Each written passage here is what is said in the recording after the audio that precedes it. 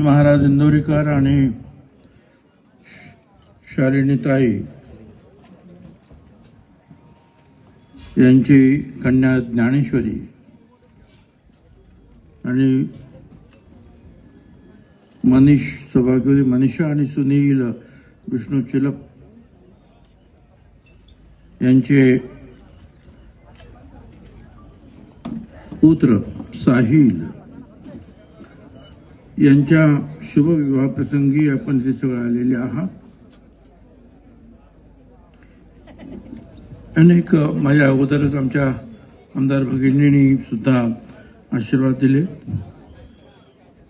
मी सुद्धा या शुभ विवाह प्रसंगी ज्ञानेश्वरी आणि साहिल यांना मनपूर्वक आशीर्वाद देतो. खरं तर निवृत्ती महाराज हे फक्त काही महाराष्ट्रात नाही, महाराष्ट्राच्या बाहेर सुद्धा त्यांची कीर्ती गेलेली आहे. कीर्तनकार अनेक आहेत, चांगले आहेत, काही होऊन गेले, काही आहेत, पण एका वेगळ्या धर्तीचं लोकांना खिळवून ठेवणारं असं हे व्यक्तिमत्व आहे. आणि वेगवेगळ्या गोष्टीतून, वेगवेगळ्या प्रकारच्या ज्या आहे आपल्या भाषण शैलीतून आपल्याला जे सांगायचं आहे, जो संकेत द्यायचा आहे लोकांना, ते देण्याचं काम इंदोरीकर महाराज करतात. प्रत्यक्ष तर पाहणारे आहेत, पण ते युट्यूबवर सुद्धा लाखो लोक जे आहेत ते सगळं पाहत असतात. मी सुद्धा पाहत असतो, करोडो. तर सगळ्या ठिकाणी काय आपल्याला जायला मिळत नाही.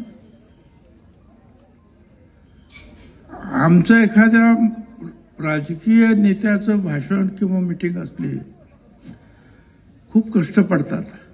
गाड्या पाठवा, घोड्या पाठवा, फोन या या या या या यांचं नाव ऐकलं का लाखो लोक येतात तिकडे. तर अशा या निवृत्ती महाराज इंदोरीकर यांच्या मी फार आभारी आहे. त्यांनी मला खास इथं आमंत्रण सुद्धा दिलं, त्यामुळे त्यांचंही दर्शन झालं, आपलंही दर्शन झालं. मी पुन्हा एकदा म्हणजे महाराजांच्या हातून तर या महाराष्ट्राची आणि देशाची सेवा घडोच, परंतु त्यांच्या मुलीचं नाव सुद्धा ज्ञानेश्वरी आहे. त्या ज्ञानेश्वरी ही आमची मुलगी आणि साहिल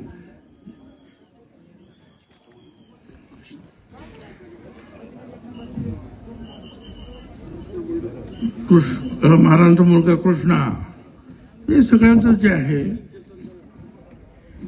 या सगळ्यांना मी शुभेच्छा देतो.